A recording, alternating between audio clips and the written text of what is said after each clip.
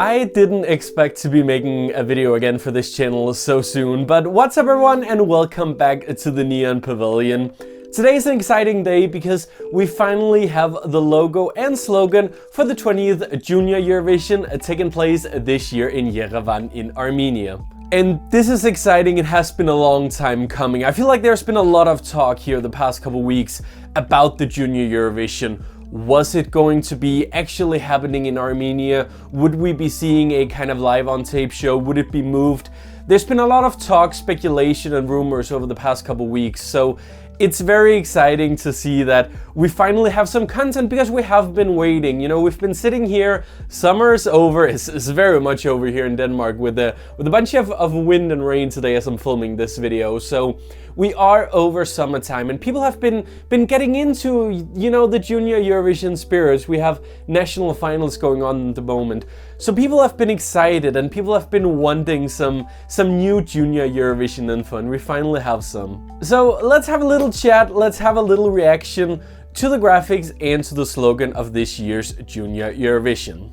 You know, let's start off with the look. So it is featuring this traditional Armenian spinning top, which I believe is a very traditional toy in Armenia. And at least the look that they're going for in the logo is very much like inspired by old-timey Armenian spinning tops. But then it is combined with some more modern elements with these neon lights in the Armenian flag colors.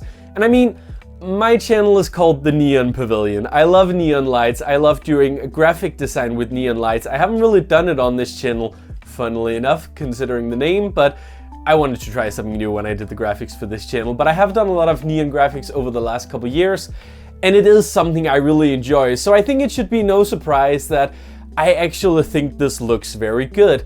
Yes, we are still looking at like this blue-purple background that we've been seeing a lot over the last couple years in Eurovision graphic, and especially in Junior Eurovision graphic as well. We've had this for the past couple years. So yes, it is very much kind of in the same kind of style that we've seen over the past couple years. But I don't really mind too much. I think it is cool and I think it is modern, and I just really like that they've incorporated the Armenian flag in the neon colors in the logo, because I think it's something that's so important when you do a logo for something like the Eurovision Song Contest. Something that I love is that when they're able to bring in both traditional elements and to be able to bring in something that very much screams, this is the country where it's taking place this year. And I do feel like they're doing that with bringing in these like Armenian colors. They're bringing in this like traditional look with the spinning top. I think that's very cool. And I do like the idea of using the spinning top, not only because, like I said, it is an Armenian symbol, it has these like Armenian patterns on it, which instantly makes you think of this more Eastern Europe, and I love when they do that because they have such a rich history when it comes to like designs and patterns. Now it gets very nerdy graphic design, I know that, and I do tend to do that whenever I make videos reacting to the designs of the Eurovision. But you know, I just really love the kind of graphic design that we see there over in Eastern Europe with these very beautiful traditional patterns. And I love whenever they get that incorporated in their graphic design, because it feels so like part of them, and it feels so clear that this is where it's taking part. I mean, I think maybe I don't have it somewhere right here, but you know, one of the few times where I've actually bought a lot of Eurovision merch, that was for the Eurovision in 2017 in Kiev, just because I love that design. I love the graphics and the traditional elements that they had there, and I love the colors, and it's the same for this. I think they are absolutely stunning colors who work well together. I think the Armenian flag, again, is gonna get very nerdy, I'm very sorry, but I think the Armenian flag is one of the cooler flags, and I love the different combination of colors that is a little different than a lot of the other European flags. So yeah, I do think it's cool. I like the design of it, and I like the idea of like bringing in some more like kid-friendly element, because it is that thing, and you know, it's something that we're seeing to various degrees in Junior Eurovision in the years. Some years the focus of the show will be very kid-friendly. I mean, look at something like the graphics in 2013. That's very kid graphics. It's very kid-friendly. It very much screams, this is a kid show. But then you look at something that we had in what's a good example? See, I don't even know. I feel like the kite, I have that here, that's over here. little share the joy patch here that I got. I don't know if it wants to focus, but my little share the joy badge that I got in the press kit that year. That's also a very kid-friendly look. There are other years where it's been less that focus. And I like that because Junior Eurovision is a family show and it's definitely more like geared towards that younger demographic. So having those elements that both feel modern for like the older kids, but something that also like takes you back to childhood, I think that's cool. And I think they're doing it in a very cool and classy way that doesn't feel too kid-friendly. Like I think if we go back to the 2013 graphics, I think that'll scare kids away. I think that did scare some people who were maybe a little older, like teenagers, away because it felt very much like a program for little kids. This has more of that nostalgic vibe in it, as well as we have the neon lights, which is very much this like, it's definitely a trend that we're seeing in graphic design, maybe less this year, but we've had it in the past couple years. So, but it is this, you know, like neon lights going back to the 80s. It's a nostalgic feel, you know, it's that feeling of childhood, and I feel like they've captured that very well.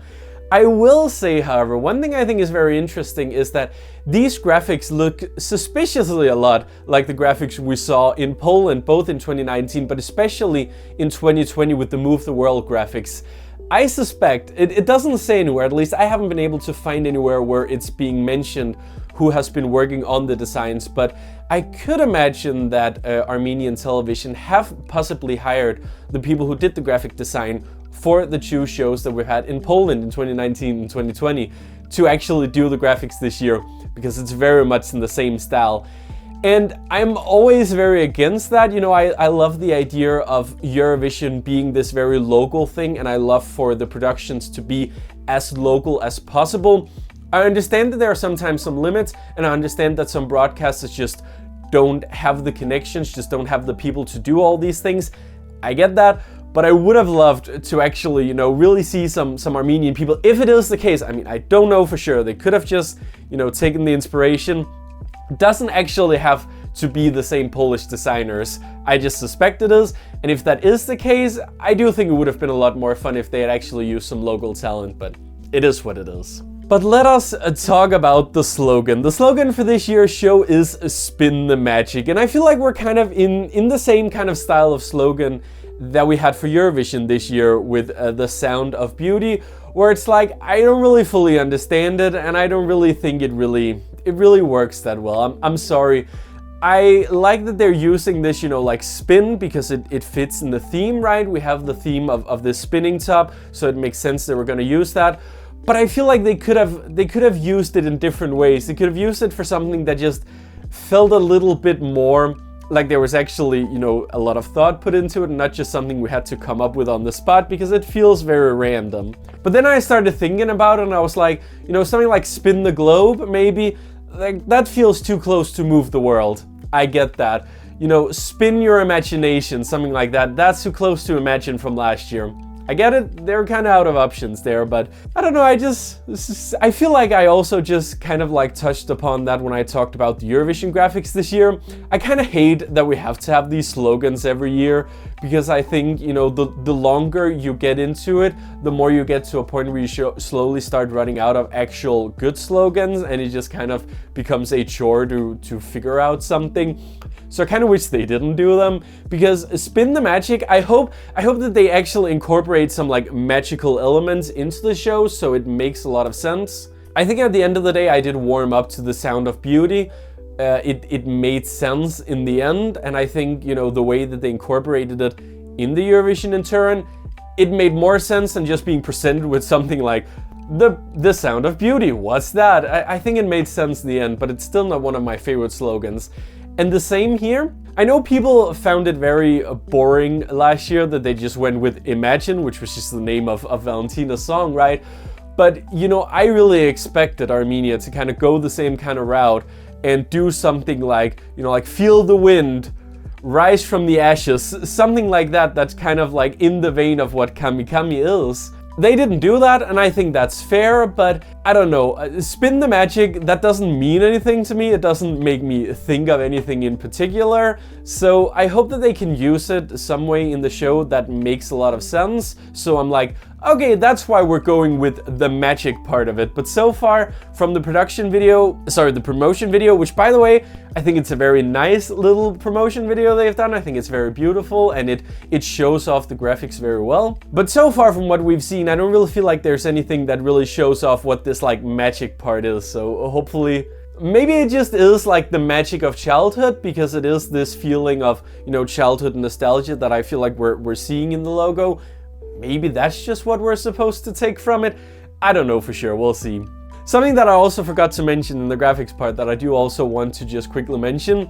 They've showed it off on Instagram, the little spinning tops that they want to have, like the flags on the spinning tops. Makes a lot of sense. I think what they're showing off so far doesn't look too great. I hope that they can incorporate it a little bit nicer, but usually I feel like the little Instagram graphics they do, like when they announce the participating countries, it usually isn't the prettiest, and then when we actually get to December, we see something that's a lot cooler.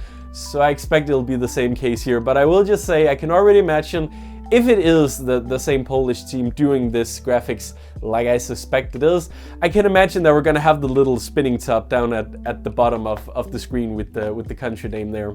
I might try to do a little graphic to show off how that's gonna look. So look somewhere down the bottom. I think it's gonna be somewhere around here. I'm gonna try to make something, see if I can make something that looks cool, and we'll get back to this in December and see if I've actually managed to make something that is exactly what they were gonna go with. You never know. So all in all, I am impressed. I think it was worth the wait, and I'm excited to see how they're gonna incorporate it, because I think already what we've seen with the promo video, it looks very sleek, and I think it can look really great on camera. One of my favorite of like the Junior Eurovision graphics in recent time, that is definitely 2018. Like I go back to that and think, that just looked so polished, and that had a lot of that like neon energy in it as well. So if they can go for something similar to that, I would be happy. Now it's just exciting to see how they can incorporate these elements like the spinning top and the neon and the magic into the stage design. I'm very excited to see that. I might even react to that as well. I never reacted to the Eurovision stage, did I? I feel like I should have made a video back then about that, but I don't think I ever did. So I'm gonna try to remember to do one for the Junior Eurovision stage when that is released. Also, this video isn't really about the participating countries. We got that at the same time today, and I kind of expect that we're gonna get the participating countries and the logo slogan at the same time, and we did. I'm not gonna touch too much on it. I know a lot of people are disappointed because they imagined that because this year is the 20th anniversary, we would possibly get more countries returning. I think the fact that the UK is returning to Junior Eurovision, that is such a big deal to begin with, that I think that is a big enough surprise for me, and that was enough excitement for me to be happy about the lineup this year. I didn't expect more countries to be taking part. We had that weird Croatia rumor that I think we all knew was just a rumor. People were talking about, you know, Azerbaijan, were they in or out? I think it's best for all of us that Azerbaijan isn't in it this year, because I wouldn't want any like controversies or any bad things to happen because of the clash between those two countries. So I think it's for the better that they are not participating this year. Of course, it's a shame that we aren't seeing Germany this year. It would be wonderful to have the full like big five in it. Hopefully we can have that next year. But I think it is shaping up to be an exciting Junior Eurovision. Of course, it's hard to say how it's gonna be with the songs because we don't have that many yet, but I think out of the songs released so far, the 3 we have, I think it could be shaping up to be an exciting year. So those were my thoughts on the logo, graphics, and slogan. What do you think? Let me know down in the comments below. Thank you for watching, subscribe to the channel if you haven't already, and I'll hopefully see you guys very soon for the next video.